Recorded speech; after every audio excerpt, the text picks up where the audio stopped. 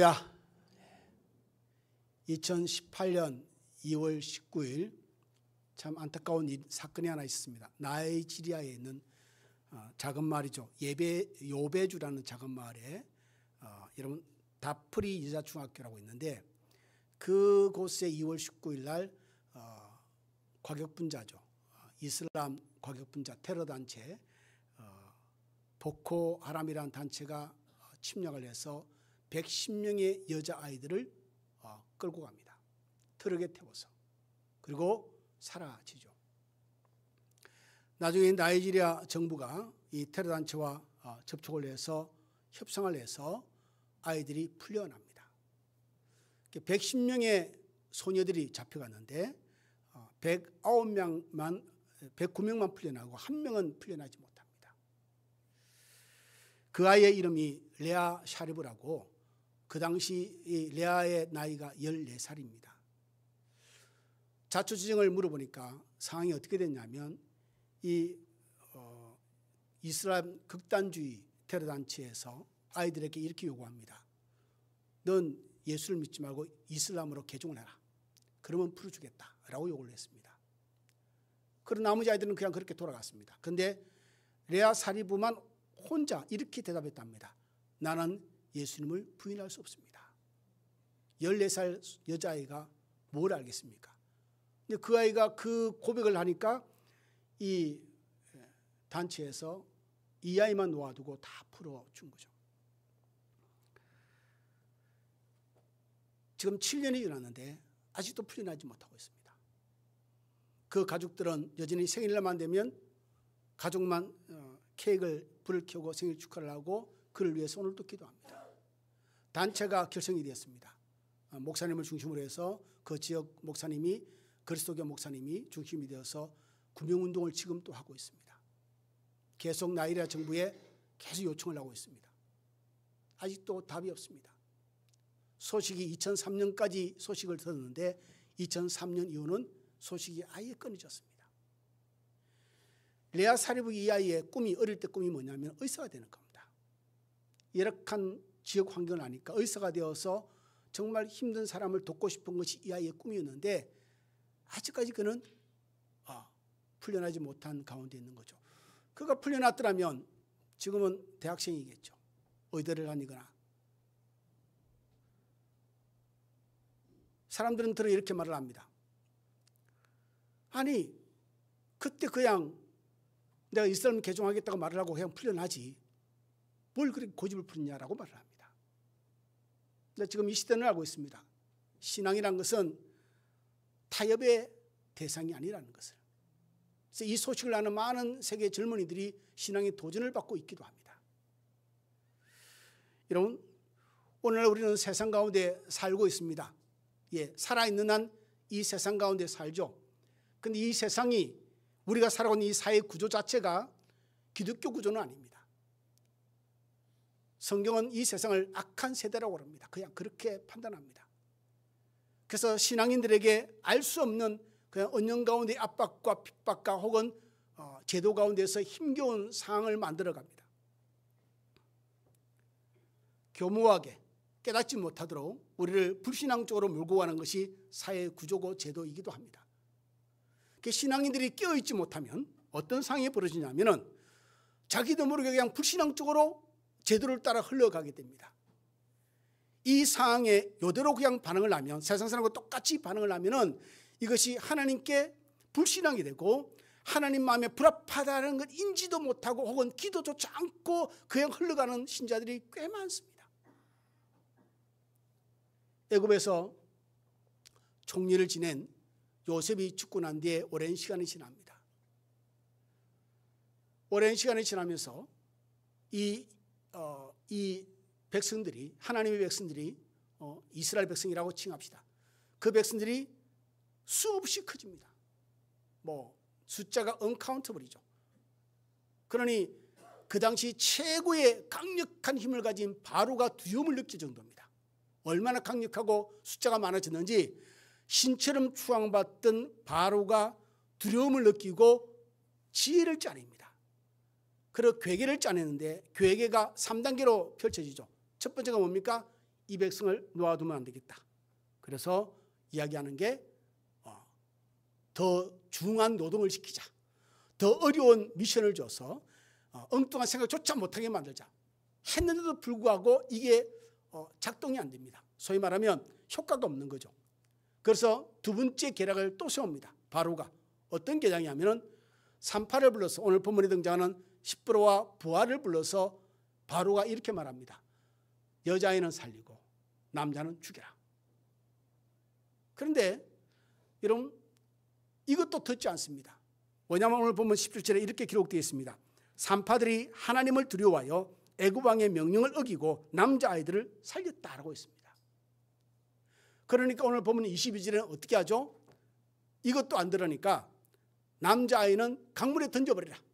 여자아이는 살리고 남자는 강물에 던져라. 이것이 오늘 보면 마지막 절에 기록된 이 바로의 계획입니다. 오늘 보면 20절은 이렇게 기록하고 있습니다. 하나님이 그 산파들에게 은혜를 베푸시니 그 백성은 번성하고 매우 강해지니라.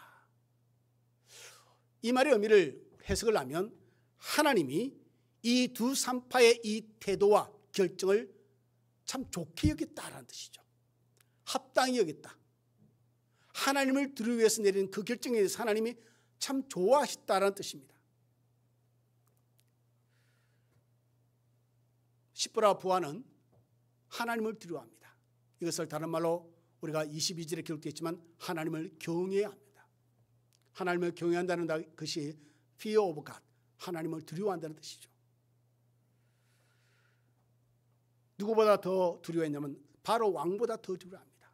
그 자리에서 당장 이 두 사람을 죽일 수 있는 힘이 있고 손에 칼을 든 자를 두려워하지 않고 보이지 않는 하나님을 더 두려워한 것이 십부로와 부하의 이 산파의 태도입니다. 저는 이 말씀을 준비하면서 그런 생각을 했습니다. 이 시대에 필요한 믿음이 이 믿음이 아닐까. 우리는 각자의 신앙을 가지고 믿음의 신앙 고백을 가지고 있습니다. 그런데 다 다양하죠. 색깔도 다르고 모양도 다 다릅니다. 다 똑같이 예수를 믿고 살아계신 하나님을 믿지만은 세상에 나타나는 그들의 반응과 태도는 너무너무 다르죠. 세상이 교회를 향해서 무엇을 요구하든지 세상의 신자를 향해서 무엇을 요구하고 압박하든지 교회는 교회의 자리를 지켜야 될 줄 믿습니다. 신자는 신자의 자리를 지켜야 되죠. 그것은 하나입니다. 내 속에 진리를 수호하고 진리를 지키고 진리를 증거하는 일, 이것이 교회의 존재 이유고 교회가 해야 할 일이죠. 신앙을 지키는 일, 이것조차 못하는데 신앙을 전할 수는 더더욱 없는 일이겠죠. 하나님을 두려워하지 않는다면 세상은 어떻게 될까? 제가 참 좋아하는 20세기 연자로 불렸던 A.W. 토저라는 분이 있습니다. 이분이 그가 오래전에 지었던 책 가운데 하나가 세상과 충돌하는 책이 있는데 그 책에 이분이 이런 식으로 현대 기독교에 대해서 피력을 하는데 이렇게 말합니다. 과거에는 세상이 교회에 무릎을 꿇었다. 현대는 교회가 세상에 무릎을 꿇고 세상을 닮아가려 한다. 소위 이렇게 한다는 거죠. A.W. 토저는 말이 이렇게 말합니다. 그의 말을 빌리면은 세상을 향해서 이렇게 말합니다. 사회를 향해서 아니야, 우리는 괴물이 아니야. 우리는 여러분과 다르지 않아. 우리는 똑같아. 우리 모습을 봐. 별로 이상하지 않아. 그리고 세상의 눈치를 보는 거죠. 내 안에 십자가의 신앙을 가졌다고 고백하면서도 불구하고 우리는 세상의 비위를 맞추기에 급급한 것이 현대 교회의 형태다라고 말을 합니다. 이유는 뭐죠? 하나죠. 하나님을 두려워하기보다는 세상을 더 두려워합니다. 세상을 두려워한다는 말이 무엇인지 압니까, 여러분? 세상을 두려워한다는 것은 내가 세상으로부터 얻고 싶은 것이 있다는 이야기입니다. 세상에서 얻고 싶은 것이 없으면 세상을 두려워할 필요가 없죠. 예를 들어서 사람과의 관계에 있어서 내가 그 사람부터 얻어야 할 게 있고 도움을 받아야 할 게 있으면 말 한마디를 조심합니다. 같은 맥락입니다. 이게 관계죠. 세상과 우리의 관계가 우리는 세상으로 꼭 얻어야 할 게 있습니다. 그걸 얻지 않으면 우리가 죽는다고 생각합니다. 그러면 세상을 두려워하게 되죠. 세상을 맞춰 살아야 되겠죠. 근데 십부라 부하는 그의 태도가 놀랐습니다. 그들의 목숨줄을 주고 있는 바로 왕 앞에서도 바로의 명령보다는 하나님을 두려워합니다. 우리가 만약 이런 삶을 살지 않는다면 이 십보로와 브로와 같은 태도가 만약 없다면 이유는 한 가지죠. 내 안에 하나님에 대한, 우리 주 예수 그리스도의 복음에 대한, 신앙에 대한 올바른 기준이 서 있지 못하다는 겁니다. 내 안에 정말 잘 박힌 모처럼 복음에 대한, 예수 그리스도에 대한, 살아계신 하나님에 대한 신앙이 올바르게 딱 정립이 되어 있고 단단히 박혀 있다면 우리는 기준이 확연하게 드러납니다. 무엇이 죄고 무엇이 의인지 우리가 분별이 가능합니다. 십보라와 부하 두 여인은 바로와 하나님 가운데 선택하기를 주저하지 않고 고민도 없습니다. 그냥 성경은 이렇게 기록하고 있습니다. 하나님을 두려워함으로. 그냥 하나님을 두려워함으로. 그는 바로보다 하나님을 더 두려워했다 말이 없습니다. 그냥 하나님은 유일한 존재니 누구하고 비교할 필요도 없습니다. 그냥 하나님을 두려워했습니다. 하나님을 더 경외했습니다. 그 어떤 것보다도 하나님을 경외하는 마음이 그들의 마음에 가득 찼기에 그냥 고민도 없고 그냥 갈등도 없습니다. 그냥 하나님을 선택합니다. 아기들을 살리는데 그 마음을 정하게 되는 것이죠. 여러분, 재밌는 건 말이죠. 바로가 그의 지혜를 동원합니다. 제가 소란에 말씀드렸듯이 이스라엘 백성이 정말 언카운터블, 셀 수 없이 숫자가 많아집니다. 그러니 이 바로가 두려움을 느꼈다고 그랬지 않았습니까? 10절에 뭐라고 기록되어 있냐면 1장 10절을 보면 이렇게 기록되어 있죠. 우리가 그들에게 대하여 지혜롭게 하자. 두렵건대 그들이 더 많게 되면 전쟁이 일어날 때 우리 대적과 합하여서 우리가 싸우고 이 땅에서 나갈까 하노라. 그러니까 바로가 두려움을 느낄 만큼 숫자가 엄청 많아졌습니다. 근데 바로가 지혜를 짜냅니다. 그 당시 최고 권력자, 그 누구도 넘볼 수 없는 힘을 가진 그 지혜자가, 그 권력자가 지혜를 짜내는데 지혜가 내용이 뭐죠? 여자는 살리고 남자는 죽이자. 어떻게 보면 반대가 돼야 되지 않겠습니까? 여러분? 여자는 죽이고 남자는 살려야 더 번성하지 않지 않겠습니까? 여러분? 아마 여기는 바로의 창기가 있었던 것 같습니다. 남자는 죽이면 일단 숫자는 줄어드니까 더 많아지지 않고 여자를 살려놓으면 일단 애굽 백성에게 애굽 백성을 번성하게 도움이 될 거라는 그런 면의 생각도 있지 않았을까라는 생각을 해봅니다. 하여튼 잔머리가 그렇게 돌아간 거죠. 그게 성경은 바로가 지혜를 짜낸 겁니다. 놀라운 것은 바로의 지혜를 하나님이 그 이면에서 하나님께 그를 사용하십니다. 여러분 보십시오. 모세가 태어나고 모세가 애굽의 왕자가 되고 하나님의 지도자로 성장하고 준비시키는 40년의 기간에 누가 등장했죠? 여자가 등장합니다. 오늘 본문에 등장하는 십보라와 부하도 여자고 그의 어머니와 그의 누이도 여자고 모세가 강물에 떠내는 건져낸 것도 애굽의 공주였고 제사입니다. 이 재밌는 스토리입니다. 여자를 통해서 바로는 여자를 남겨놓아서 애굽의 어느 정도의 이익을 보겠다는 잔머리가 있었겠지만 하나님은 그 잔머리를 이면에 하나님이 지혜가 역사하고 섭리가 동원되어서 모세를 지키고 살리고 훈련시키는 일에 여자들을 하나님이 사용하십니다. 현재 우리의 가치는 어디냐면 세상에 있습니다. 재물이 있습니다. 자본주의 사회니까요. 당연한 거 아닙니까? 예, 당연한 겁니다. 그런데 그 당연함으로 받지 않고 하나님 앞에 설 수 있는 신앙인이 더해야 한다는 것이죠. 그 당연함이 제도가 이렇고 상황이 이러니까 당연히 그 길로 따라가야 한다는 것은 우리는 세상의 논리이고 하나님 앞에서 우리가 신자로서 어떻게 해석을 하고 어떻게 대응을 하고 어떤 길로 선택하는 것은 우리의 몫인 것이죠. 십보라와 부하가 그랬습니다. 제도가 정해졌습니다.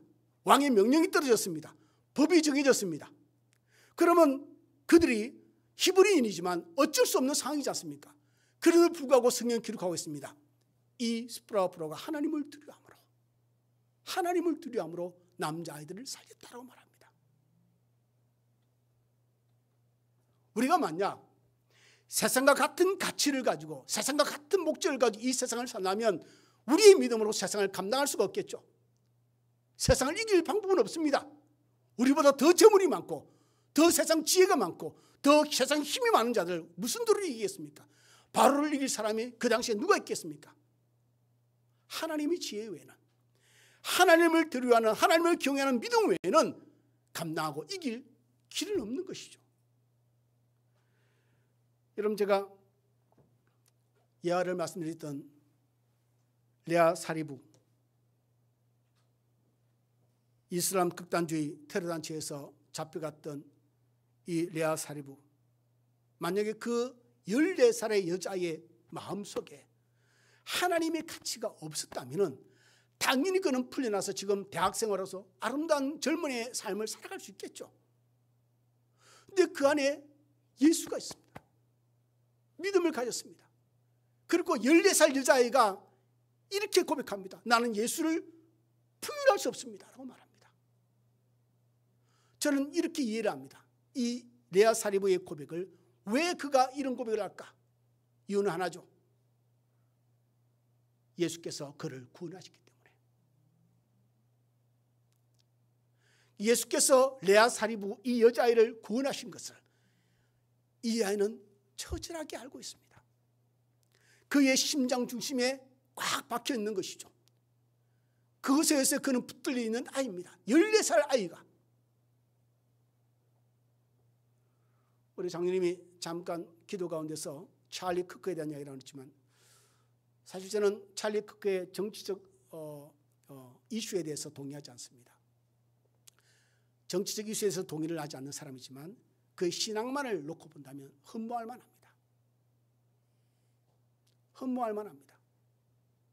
그는 어디 가서도 그가 그리스도인임을 밝히는 것을 주저하지 않습니다. 오히려 그리스도인이 되기를 많은 사람이 권유를 합니다. 나와 같이 되기를, 바울이 고백한 것처럼 예수를 믿으라고 세계를 달리면서 권했던 사람이 이 찰리 크크입니다. 수많은 사람과 폭력 대신 자기를 미워하는 사람과도 면전에 두고 대화하기를 그는 거절하지 않았습니다. 부활에 대해서, 믿음에 대해서 어떤 아이는 그렇게 묻습니다. 성경이 하나님 맞습니다. 그럼 그것을 변증을 합니다. 그의 신앙과 논리를 가지고. 정치적 이슈는 저는 믿지 않지만 신앙의 그의 본질을 보면은 참 흠모할 만합니다. 그 아이가, 아이는 아니죠, 어른이죠. 31살 먹은 그 젊은이가 자녀 둘을 남겨놓고 총격으로 그렇게 죽어나갔습니다.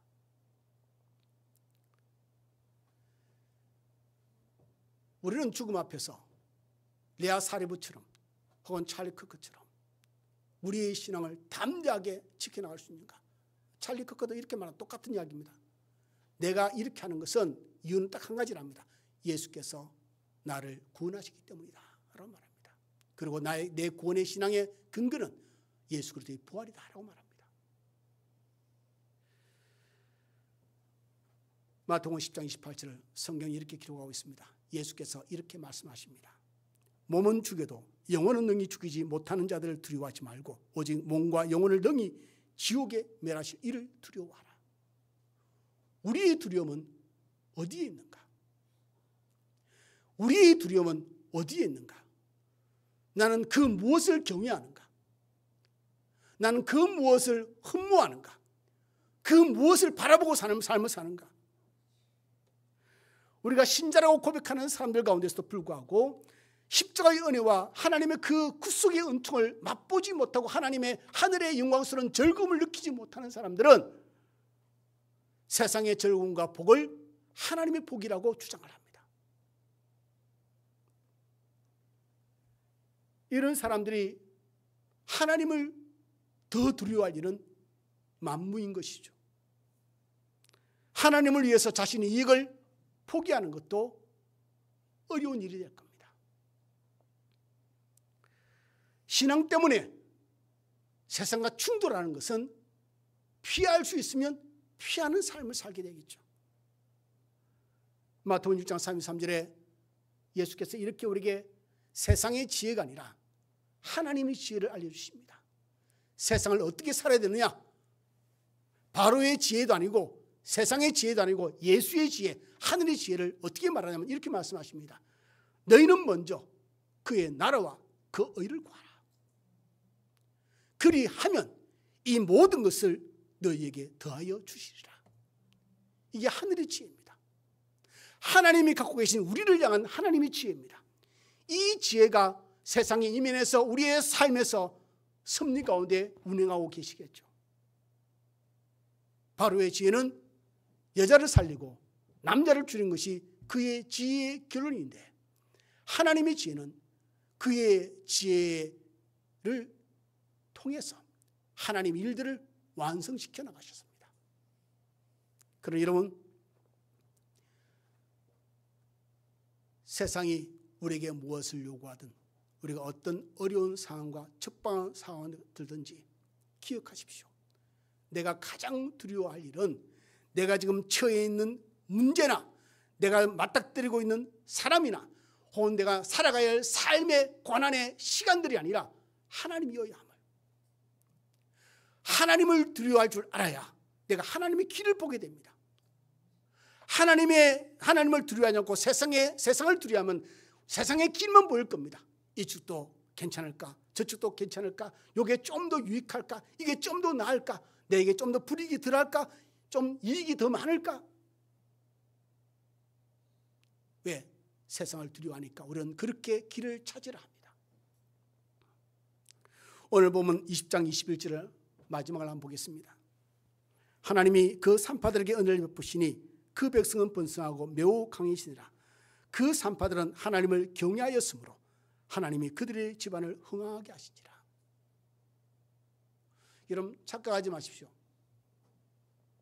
내 삶이 이 산파들처럼 흥하고 부유하고 복이 넘치지 않으니까 내가 잘못됐다 착각하지 마십시오. 우리의 결론은 하늘에 있습니다. 하나님의 주권에 있습니다.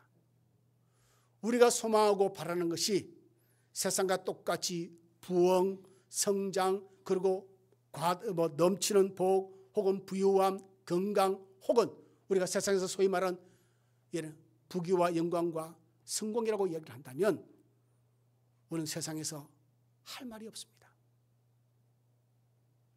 교회는 그런 공동체가 아닌 것이죠. 내가 불이익을 당해도 개의치 않고 just keep going, 내가 걸어왔던 그 길을 그냥 계속 걸어가는 것. 내가 이 길을 걸어가는 것이 좀 더 힘든 길이 된다 할지라도 그 길을 선택할 수 있는 사람, 이유는 하나죠. 하나님을 경외함이니까, 하나님을 두려워하니까. 내가 세상에서 속된 말로 바로처럼 장기를 부려 내가 세상에서 남이 넘볼 수 없고 남이 흠모할 만한 것을 내가 성취하고 얻었다 할지라도 하나님이 땅치 않고 하나님이 기뻐하지 않는다면 그것이 우리에게 어떤 남김이 되겠는가, 어떤 유익함이 되겠는가. 이 시대가 요구하는 사람이 되지 않고 하나님이 요구하는 사람, 정말 하나님을 경외하고 그 세상에 무엇보다도 하나님을 두려워하는 마음으로 내게 주어진 삶과 환경과 상황들을 잘 감당하고 끝까지 믿음 가운데 승리하는 저와 여러분 되기를 주님으로 축원을 드립니다. 기도하겠습니다.